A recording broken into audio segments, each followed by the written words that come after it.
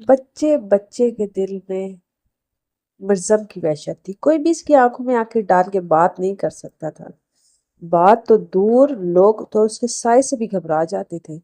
مرزم کسی اور ملک سے نہیں آیا تھا، وہ یہیں کا رہنے والا تھا، اس کا بچپن اسی جگہ گزرا تھا۔ مرزم ایسا نہیں تھا، ایسا بنایا گیا تھا۔ وہ یہاں کا بادشاہ تھا، وہ ایک سیکنڈ میں قطر کا نظام دھرم بھرم کر سکتا تھا۔ بڑے بڑے گینگسٹر اس کے انڈر کام کرتے تھے۔ ہاں، کل مرزم خود آ جائے گا تو ہم ڈیل فائنل کر لیں گے۔ احان جو مرزم کا دوست تھا، فون پہ کسی سے اس کے بارے میں کہہ رہا تھا۔ مرزم کی 4 دوست تھے، جن میں ایک لڑکی بھی تھی۔ اس کے دوستوں میں احان، چراغ، شیراز اور تمنا تھے، جو اس کی ٹیم کو مضبوط بنائے تھے۔ شیراز ان کے ساتھ نہیں تھا، وہ مرزم کا ڈائمنڈ کا بزنس جو دبئی میں تھا اسے سنبھالتا تھا، لیکن وہ یہاں بھی آتا جاتا تھا۔ یہ چاروں بچپن سے اس کے ہر کام میں برابر کے شریک تھے۔ تمنا اور چراغ اس کے لیفٹ ہینڈ، جبکہ احان اور شیزان اس کے رائٹ ہینڈ تھے۔ چاروں اسے مرزم کہہ کر ہی بلاتے تھے۔ مرزم 30 سال کا تھا، احان 28 سال کا، چراغ اور شیزان 29 کے تھے، جبکہ تمنا 26 سال کی تھی۔ تمنا بہت ہی ماڈرن لڑکی تھی اور چراغ کی گرل فرینڈ تھی۔ وہ دونوں ایک دوسرے کو بہت پسند کرتے تھے، جبکہ باقی سب سنگل ہی تھے۔ مرزم سمیت باقی چاروں یتیم تھے، چاروں ہی مرزم سے بہت ڈرتے تھے۔ دوسرے دن احان، چراغ اور تمنا تینوں مرزم کو، جو لندن کسی کام سے گیا تھا اور آج آ رہا تھا اسے لینے، ایئرپورٹ کے لیے نکل گئے تھے۔ کچھ ہی گھنٹوں میں تینوں ایئرپورٹ پہنچ چکے تھے، پتہ نہیں اور کتنا ٹائم لگے گا اسے۔ احان جو ایئرپورٹ کے باہر گاڑی کے ساتھ ٹیک لگائے مرزم کا انتظار کر رہا تھا، دونوں سے کہنے لگا، موسم ابھی تک باہر نہیں آیا تھا۔ آ گیا۔ چراغ کے سامنے نظر پڑی تے ہی اونچی آواز میں بولا تھا۔ لمبی چوڑی باڈی، کالے گھنے بال جو پیچھے کی طرف کیے ہونے کے باوجود اس کی چند لٹیں اس کے ماتھے اور آنکھوں کو چوم رہی تھی۔ ایک کان میں بلیک ٹاپس، جھیل جیسی گہری نیلی آنکھیں جس پہ بلیک کلر کا چشمہ لگا ہوا، سفید رنگ کی ہلکی ہلکی داڑھی، کلنگ اسمائل، لیفٹ سائڈ پہ ایک گہرا ڈمپل جو اس کی خوبصورتی کو 4 چاند لگاتا۔ اس کے علاوہ اس کے گلابی ہونٹوں کے نچلی سائڈ پہ ایک چھوٹا سا کالا گہرا تل تھا جو بہت ہی خوبصورت لگتا تھا۔ بے شک مرزم کسی شہزادے سے کم نہ تھا۔ جینز وائٹ ٹی شرٹ پہ بلیک اور اوور کوٹ پہنے وہ بڑے ہی ایٹیٹیوڈ سے باہر نکلا تھا۔ سب لڑکے اس پہ فدا تھی، لیکن وہ لڑکیوں سے دور ہی رہتا تھا۔ مرزم کے دشمن تو بہت تھے، لیکن وہ اس کے پیٹھ پیچھے وار کرتے، کیونکہ سامنے سے وار کرنا ان کے بس کی بات نہ تھی، اور آدھے تو ان کا نام سن کر ہی اپنا راستہ بدل لیتے تھے۔ ہائے، مرزم تینوں کے قریب آتا بولا۔ ہائے، تینوں ایک ساتھ بولے۔ یہ کیا میرا ہیلی کاپٹر کہاں ہے؟ مرزم ادھر ادھر نظریں پھیرتے سے پوچھنے لگا۔ ہیلی کاپٹر؟ لیکن ہم تو گاڑی لائے۔ چراغ ڈرتے ہوئے دھیمی آواز میں بولا۔ یہ نہیں تھا کہ وہ مرزم کے دوست تھے تو اس سے ڈرتے نہیں تھے، تینوں ہی اس سے بہت ڈرتے تھے، کیونکہ وہ آتش بن کے تینوں پہ برس پڑتا تھا۔ مرزم کا پورا وجود آتش سے بھرا ہوا تھا، وہ سب بھی قہر بن کر ٹوٹتا تھا۔ اور ریئلی فون پہ کہا تھا نا میرا ہیلی کاپٹر ریڈی ہونا چاہیے۔ اچانک مرزم کے نارمل موڈ میں غصہ چھلکنے لگا۔ سوری یار، ذہن سے نکل گیا، نیکسٹ ٹائم ایسا نہیں ہوگا۔ دونوں چپ تھے، اس لیے احان نے اپنی غلطی کی معافی مانگی۔ اوکے فائن، اب چلو۔ تینوں کی طرف غصے بھری نگاہ پھرتا وہ گاڑی کی فرنٹ سیٹ پہ بیٹھ گیا تھا، باقی بھی گاڑی میں بیٹھ کے گاڑی احان چلا رہا تھا۔ کیسا ہے میرا سمبا؟ مرزم سامنے کی طرف دیکھتے ہوئے تینوں سے پوچھنے لگا۔ سمبا کوئی انسان نہیں بلکہ ایک پالتو شیر تھا۔ سمبا مرزم کو بہت عزیز تھا اور وہ اسے بہت لاڈ پیار کرتا تھا۔ یہ یوں کہنے مرزم کی جان بستی تھی اس میں۔ تمہارا سمبا فٹ ہے، تم نہیں تھے وہ کھانا نہیں کھاتا تھا؟ مجھے تو بہت ڈر لگتا تھا، جب کھانا اس کے قریب لے کے گیا تو ایسا لگا جیسے وہ ابھی مجھے ہی اپنا کھانا بنا لے گا۔ چراغ جو پیچھے اپنی گرل فرینڈ کے ساتھ بیٹھا تھا مرزم سے کہنے لگا۔ سمبا صرف مرزم کے ہوتے ہی کھانا کھاتا اور اس کے علاوہ کسی کے قابو نہیں آتا تھا۔ مرزم کے علاوہ سبھی اس کے قریب جانے سے ڈرتے تھے۔ کوئی بات نہیں، اب میں آ گیا ہوں نا۔ مرزم پھر سامنے کی طرف دیکھتے ہوئے بولا۔ فلیٹ چلیں یا آفس؟ احان نے سامنے سے نظر ہٹا کر مرزم کی طرف دیکھتے ہوئے پوچھا۔ فلیٹ، مجھے سمبا سے ملنا ہے۔ وہ پھر بغیر اس سے نظریں ملائے کہنے لگا۔ مرزم اپنے سمبا کے ساتھ اکیلا ہی فلیٹ میں رہتا تھا۔ اس کا فلیٹ کافی بڑا اور خوبصورت تھا۔ باقی تینوں الگ الگ فلیٹس میں رہتے تھے اور تینوں کے فلیٹ 30 منٹ کی دوری پہ تھے۔ کچھ ہی گھنٹوں میں سب فلیٹ پہنچ چکے تھے۔ کیسا ہے میرا سمبا؟ مرزم جو فلیٹ پہنچ چکا تھا، کمرے میں جہاں اس نے اپنا سمبا کو رکھا ہوا تھا، اسے دیکھ کہنے لگا۔ ये कमरा फ्लैट के दूसरे फ्लोर पे था। सिम्बा भी मिर्जम को देख डरावनी आवाज निकालता इसके करीब आया। वो इसके करीब आकर इससे लाड करने लगा। मिर्जम भी मुस्कुराते हुए इस पे के सर पे हाथ फेरने लगा।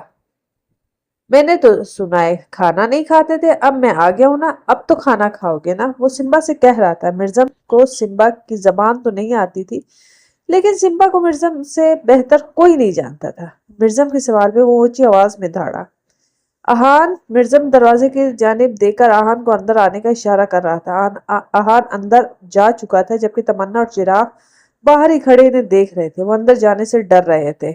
हाँ, क्या हुआ? आहान इसके करीब जाते हुए पूछने लगे। जल्दी से ताजा गोश्त लेके आओ। मिर्जम सिम्बा के साथ चलते हुए खेलते हुए इसे खेलने लगा। वो चुपचाप चला जाता है और ताजा गोश्त ले आता है। मिर्जम सिम्बा को ताजा गोश्त ही खिलाता था। वो इस बात की बहुत केयर करता था। सिम्बा को खाना खिलाकर वो वापस बाहर आ जाता है। चारों सोफे पे बैठे थे। तुम्हारे अलावा किसी के काबू नहीं आता, चिराग मिर्जम की तरफ देखने कर कहने लगा। हाँ, ये तुम तीनों की बस की बात कहाँ। खैर, पीछे कुछ मसला तो नहीं हुआ ना? मिर्जम अब अलग टॉपिक पे बात करने लगा। नहीं, लेकिन वो कल हसन जो तुमसे काफी टाइम से डील करना चाहता था, इसका फोन आया था। कह रहा था हमें मिर्जम से डील करनी है, तो वो जब भी आए हमें इम्तियाज होटल में मिले। आहान इसे कल वाली बात बता रहा था, लेकिन एक बात अजीब लगी मुझे। आहान अपना जुमला मुकम्मल किए बगैर चुप हो गया। वो क्या? मिर्जम ने पूछा। यही कि मिर्जम से कहना हमें इससे अकेले में मिलना है। आहान ने सोच कर कहा, दाल में जरूर कुछ काला है। मिर्जम ने अपने होठों को सहलाते हुए कहा, खैर देखा जाएगा, अभी मुझे चाय का दिल चाह रहा है, इसलिए मैं जा रहा हूँ अपने लिए चाय बनाने। तीनों से कहता वो किचन की तरफ चला जाता है। तुम तीनों में से किसी ने पीनी है क्या? वो दोबारा किचन से बाहर निकल तीनों से पूछने लगा। तुम बनाओ और हम ना पिए, तमन्ना ने मुस्कुरा कर कहा। ओके, ये कहकर मिर्जा दोबारा किचन की तरफ चला गया। चाय बनाने के बाद वो मग को ट्रे में रखे किचन से बाहर आए। ये लो। वो तीनों को बारी बारी मग थमा हाथ में थमा अपना मग सोफे पे बैठ गया लेके। इसमें शुगर कम है, आहान ने चाय का घूंट लेते हुए कहा। इसकी बात पे मिर्जम इसे घूर कर देखने लगा। आप यहाँ नए हैं क्या? मिर्जम सख्त निगाहों से आहान से सवाल कर बैठा। सॉरी, वो मैं बस। आहान बोलते बोलते रुका। जब अच्छे से पता है कि मुझे इतना मीठा पसंद नहीं, तो क्यों बार बार ऐसा सवाल करते हो? वो अब रिलैक्स था। इससे कहता वो दोबारा अपनी चाय एंजॉय करने लगा। बाकी तीनों भी अपनी चाय एंजॉय कर रहे थे। इतने में अयान की फोन की घंटी बजने लगी। हेलो। अहान एक हाथ में चाय का मग पकड़कर फोन कान से लगाए कहने लगा। हाँ, आ गया है। अच्छा ठीक है, मैं इसे कहता हूँ। फोन है हसन, जो मिर्जम से डील करना चाहता है। अहान इसे कहता काल काट चुका था। कौन था? मिर्जम ने पूछा। हसन। अहान ने फोन जेब में रखते हुए क्या क्या कह रहा था? मिर्जम दोबारा पूछने लगा। यही कि मिर्जम आया या नहीं, हम वेट कर रहे हैं इसका। अहान इसकी आंखों में आंखें डाल कर कहा। क्या करना है, जाओगे या नहीं? और हाँ, वो फिर तुम्हें अकेले ही आने का कह रहा है? आहान पूछने लगा, जबकि चिराग और तमन्ना अपनी चाय का लुत्फ उठा रहे थे। एक काम करो, तुम और चिराग दोनों पहले ही चले जाओ, मैं और तमन्ना बाद में आते हैं। आखिर मैं भी देखूं वो मुझे अकेले में क्यों बुला रहा है। मिर्जम ने अजीब सा मुंह बनाते कहा। अच्छा ठीक है, हम दोनों ही चले जाते हैं। आहान ने चिराग की तरफ देखते हुए कहा। कुछ ही देर में चिराग और आहान डील फाइनल करने होटल के लिए निकल गए थे। हाय। चिराग और आहान दोनों होटल के कमरे में जहां हसन अपने आदमी के साथ बैठा इनका इंतजार कर रहा था, दोनों को आता देख उठ गया। ये क्या मिर्जम कहा है? मैंने कहा था ना मुझे सिर्फ मिर्जम से डील करनी है। दोनों को बगैर मिर्जम के देख हसन पूछने लगा। दोनों को देखकर हसन का चेहरा लाल हो गया। हाँ, वो इसकी तबीयत ठीक नहीं थी, इसलिए इसने हमें भेज दिया। तुम्हें जो डील करनी है हमसे करो। अहान सोफे पे बैठते हुए बोला था। अच्छा। हसन का जवाब मुख्तसर था।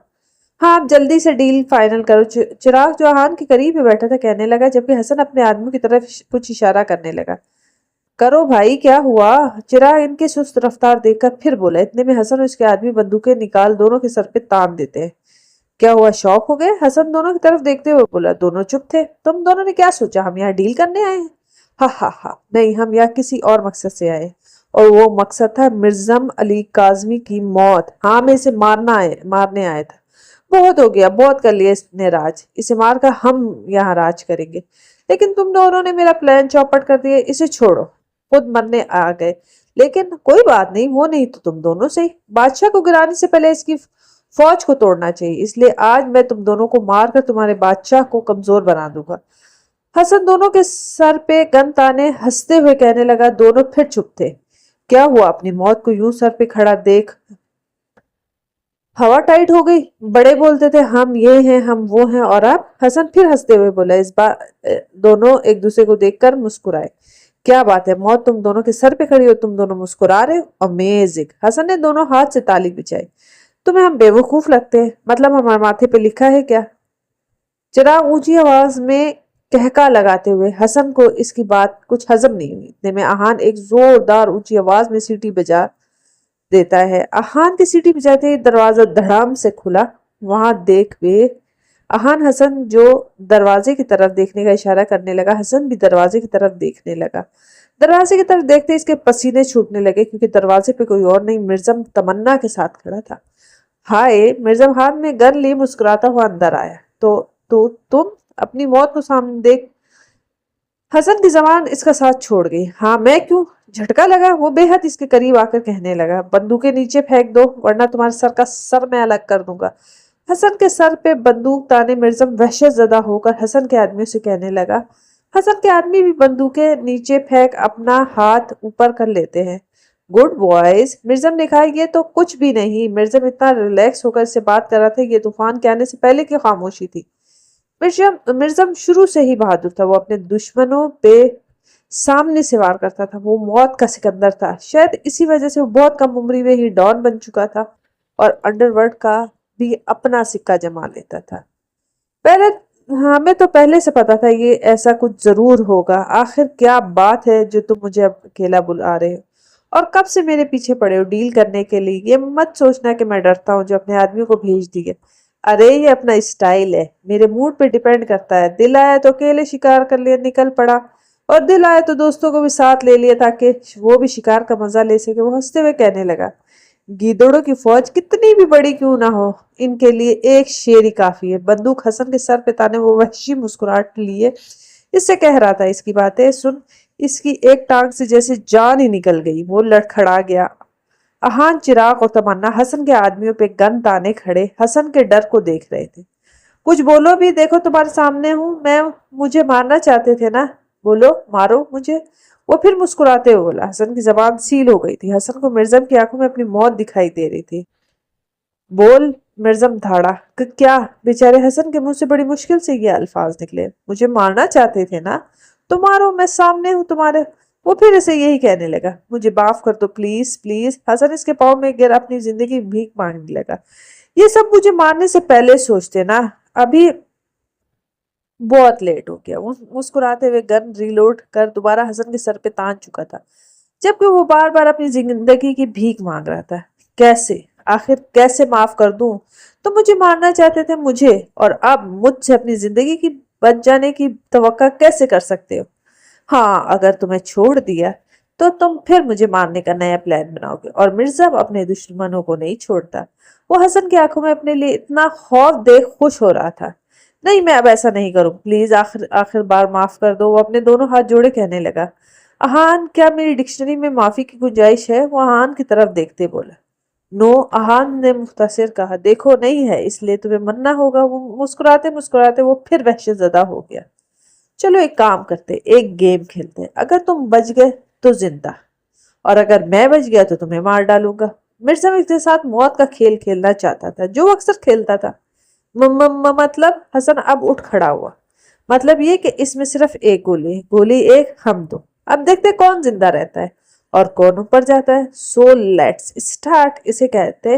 وہ گر اس کی طرف ہاتھ میں تھما دوسری پستول نکال اس کے سر پر تان دیتا ہے۔ دونوں باری باری گن اپنے سر پہ رکھ کر چلاتے۔ ابھی تک گولی کی آواز نہیں آئی تھی۔ چلو اب تمہاری باری۔ مرزا اب گن حسن کو دے دیتا ہے۔ وہ پھر اپنی آنکھیں بند کر کے گولی چلا دیتا ہے۔ اس بار بھی گولی کی آواز نہیں آتی۔ یہ دیکھ وہ مسکرایا تھا۔ اسے مسکراتا دیکھ مرزم بھی مسکرانے لگا۔ مرزم بھی خود پہ گن رکھ کر گولی چلا دیتا ہے۔ گولی اس بار بھی نہیں نکلی، اور پھر حسن کو گن تھما دیتا ہے۔ اس بار حسن اپنی دونوں آنکھیں کھول مسکراتا ہوا گولی چلاتا ہے۔ اوہ ہو بیچارہ! گولی کی آواز سن مرزم مسکرایا۔ گولی چل چکی تھی اور سامنے کھڑا وجود کچھ ہی سیکنڈ میں ڈھیر ہو چکا تھا۔ میں جا رہا ہوں، تم ان کی اچھی طرح خاطرداری کرنا، دنوں سے کہتا ہوں، غصے سے چلا گیا۔